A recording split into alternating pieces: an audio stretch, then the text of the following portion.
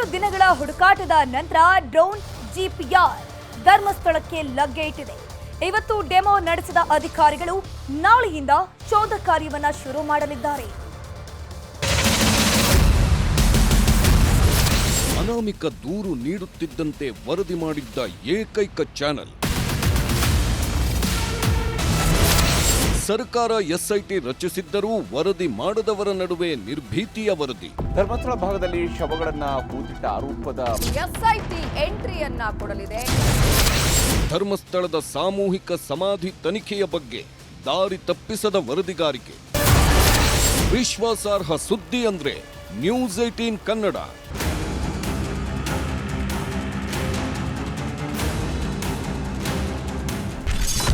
ಧರ್ಮಸ್ಥಳಕ್ಕೆ ಬಂತು drone GPR ತಂತ್ರಜ್ಞಾನ.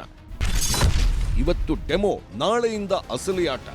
ಕಳೆದ 3-4 ದಿನದಿಂದ ಕೇಳಿಬರ್ತಿರೋ ಕೂಗೊಂದೆ. ಜಿಪಿಆರ್ ತಂತ್ರಜ್ಞಾನ ಬಳಸಿ ಶೋಧ ಕಾರ್ಯ ನಡೆಸಿ ಅನಾಮಿಕ ಗುರುತಿಸಿದ ಜಾಗದಲ್ಲೇ ಮತ್ತೆ ಹುಡುಕಾಟ ಮಾಡಿ ಅನ್ನೋ ಒತ್ತಡ ಶುರುವಾಗಿತ್ತು. ಹೀಗಾಗಿ ಕೊನೆಗೂ ಡ್ರೋನ್ ಜಿಪಿಆರ್ ಧರ್ಮಸ್ಥಳಕ್ಕೆ ಬಂದಿಳಿದಿದೆ. ಅನಾಮಿಕ ಗುರುತಿಸಿದ್ದ ಸ್ಪಾಟ್ ನಂಬರ್ 13ಕ್ಕೆ ತಂದ ಅಧಿಕಾರಿಗಳು ಇವತ್ತು ಡೆಮೋ ಅಷ್ಟೇ ನಡೆಸಿದ್ದಾರೆ.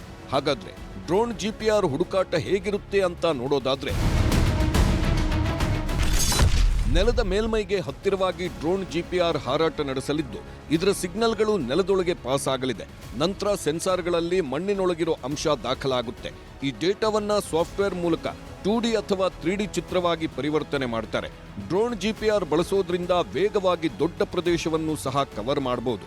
ಧರ್ಮಸ್ಥಳದ ನೇತ್ರಾವತಿ ನದಿ ದಂಡೆಯಲ್ಲಿ ಹುಡುಕಬೇಕಿರೋ ಕಾರಣಕ್ಕೆ ಡ್ರೋನ್ ಜಿಪಿಆರ್ ಬಳಕೆ ಮಾಡಲಾಗ್ತಿದೆ. ಡ್ರೋನ್ ಜಿಪಿಆರ್ ಹಾರಾಟ ಮಾಡುವಾಗ ನೆಲದ ಭಾಗ ಸ್ವಚ್ಛವಾಗಿರಬೇಕು. ಹೀಗಾಗಿ ಪಾಯಿಂಟ್ ನಂಬರ್ 13ರಲ್ಲಿ ಫುಲ್ ಕ್ಲೀನ್ ಮಾಡಿದ್ದಾರೆ. ಇವತ್ತು ಜಸ್ಟ್ ಡೆಮೋ ನಡೆದಿದ್ದರಿಂದ ನಾಳೆ ಅನಾಮಿಕನ ಸಮ್ಮುಖದಲ್ಲೇ ಉತ್ಖನನ ಕಾರ್ಯ ನಡೆಸಲಿದ್ದಾರೆ. ಬೆಳ್ತಂಗಡಿ ತಹಶೀಲ್ದಾರ್ಗೆ ಎಸ್ಐಟಿ ತಪರಾಕಿ. ಸ್ಪಾಟ್ ನಂಬರ್ 16ರ ಸುತ್ತ 10 ಅನುಮಾನಗಳು ಸುಳಿದಾಡುವುದಕ್ಕೆ ಶುರುವಾಗಿವೆ. ಇದೇ ಜಾಗದಲ್ಲಿ ಉದ್ದೇಶಪೂರ್ವಕವಾಗಿ ಮಣ್ಣು ಸುರಿದಿದ್ದಾರೆ ಅಂತ ಬೆಳ್ತಂಗಡಿ ತಹಶೀಲ್ದಾರ್ ವಿರುದ್ಧ ಆರೋಪ ಕೇಳಿಬರ್ತಿದೆ. ಈ ಬಗ್ಗೆ ಎಸ್ಐಟಿಗೆ ಅನಾಮಿಕನ ಪರ ವಕೀಲರು ಮಾಹಿತಿ ನೀಡುತ್ತಿದ್ದಂತೆ ಬೆಳ್ತಂಗಡಿ ತಹಶೀಲ್ದಾರ್ಗೆ ಎಸ್ಐಟಿ ತಪರಾಕಿ ತೆಗೆದುಕೊಂಡಿದೆ. ಕಂದಾಯ ಭೂಮಿಯಲ್ಲಿ ಮಣ್ಣು ಸುರಿದಿದ್ದು ಯಾಕೆ, ಈ ಬಗ್ಗೆ ವರದಿ ನೀಡಿ ಅಂತ ಸೂಚನೆ ನೀಡಿದ್ದಾರೆ. ಇದರ ಬೆನ್ನಲ್ಲೇ ಧರ್ಮಸ್ಥಳ ಕೇಸ್ನ ಅಖಾಡಕ್ಕಿಳಿದಿರೋ ರಾಷ್ಟ್ರೀಯ ಮಾನವ ಹಕ್ಕುಗಳ ಆಯೋಗ ಕೂಡ ಧರ್ಮಸ್ಥಳದಲ್ಲಿ ಸಂಚಾರ ಶುರು ಮಾಡಿದೆ. 16ನೇ ಪಾಯಿಂಟ್ನಲ್ಲಿ ಮಣ್ಣು ಸುರಿದಿದ್ಯಾಕೆ ಅಂತ ಧರ್ಮಸ್ಥಳ ಪೊಲೀಸರ ಬಳಿ ಮಾಹಿತಿ ಕೇಳಿದ್ದಾರೆ.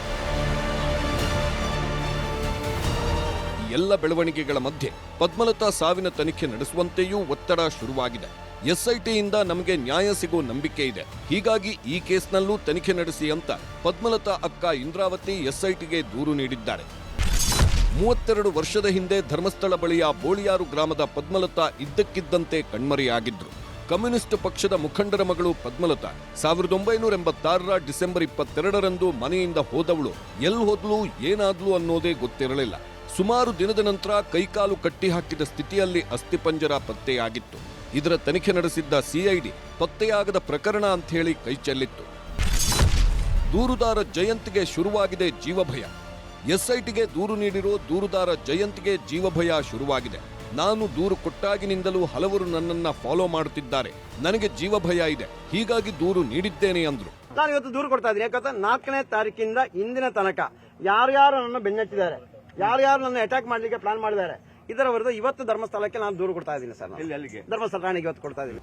ಒಂದ್ ಕಡೆ ಧರ್ಮಸ್ಥಳ ಸುತ್ತ ಕಳೆಬರಕ್ಕಾಗಿ ಹುಡುಕಾಟ ನಡೆಯುತ್ತಿದೆ. ಇನ್ನೊಂದು ಕಡೆ ರಾಜ್ಯದ ಹಲವು ಜಿಲ್ಲೆಗಳಲ್ಲಿ ಧರ್ಮಸ್ಥಳದ ಪರವಾಗಿ ಪ್ರತಿಭಟನೆಗಳು ಜೋರಾಗ್ತಿದೆ.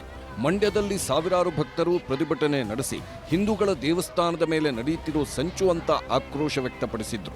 ಧಾರವಾಡದಲ್ಲೂ ಧರ್ಮಸ್ಥಳದ ಭಕ್ತಾಭಿಮಾನಿ ವೇದಿಕೆ ಮೌನ ಪ್ರತಿಭಟನೆ ನಡೆಸಿ ಯೂಟ್ಯೂಬರ್ಗಳು ಸೇರಿದಂತೆ ಹಲವರ ವಿರುದ್ಧ ತನಿಖೆ ನಡೆಸಬೇಕು ಅಂತ ಆಗ್ರಹಿಸಿದ್ರು. ಶಿವಮೊಗ್ಗದಲ್ಲಿ ಈಶ್ವರಪ್ಪ ನೇತೃತ್ವದಲ್ಲಿ ಪ್ರತಿಭಟನೆ ನಡೆಸಿದ್ದು ಧರ್ಮಸ್ಥಳ ವಿರುದ್ಧ ವ್ಯವಸ್ಥಿತ ಷಡ್ಯಂತ್ರ ಮಾಡುತ್ತಿದ್ದಾರೆ, ಮೊದಲು ಅನಾಮಿಕನ ಮುಖವಾಡ ಬಯಲು ಮಾಡಿ ಅಂತ ಕಿಡಿಕಾರಿದ್ರು. ಇದಿಷ್ಟು ಧರ್ಮಸ್ಥಳ ಪ್ರಕರಣದಲ್ಲಿ ಇವತ್ತಿನ ಬೆಳವಣಿಗೆಗಳು. ನಾಳೆಯಿಂದ ಡ್ರೋನ್ ಜಿಪಿಆರ್ ಹುಡುಕಾಟ ಶುರುವಾಗಲಿದ್ದು 13ನೇ ಸ್ಪಾಟ್ನಲ್ಲಿ ಬುರುಡೆ ರಹಸ್ಯ ಬಿಚ್ಚಿಕೊಳ್ಳುತ್ತಾ ಕಾದು ನೋಡಬೇಕು. ಮಂಜುನಾಥ್ ಜೊತೆ ಕಿಶನ್ ಶೆಟ್ಟಿ, ನ್ಯೂಸ್ 18